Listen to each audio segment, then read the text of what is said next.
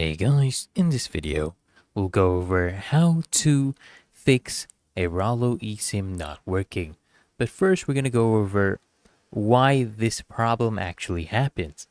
Well, it could usually be due to having too many SIMs installed on your device, because devices usually have a limit on how many virtual SIMs they can store. And the Airalo eSIM can be stuck on activating if it doesn't have an available slot.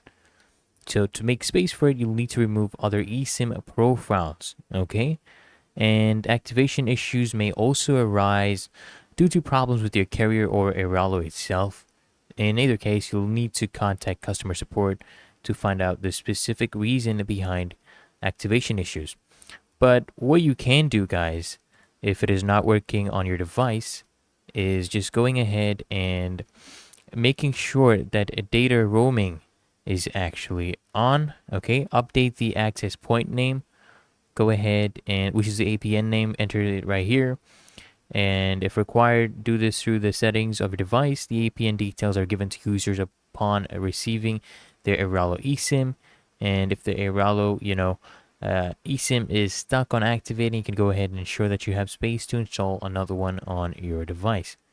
Okay, go ahead and enter the information, and that should fix your issue. Make sure data roaming is on. So I hope this guide provided value to you, and if it did, consider smashing that like button, as well as subscribing to frequently asked questions, and I'll see you guys in the next one.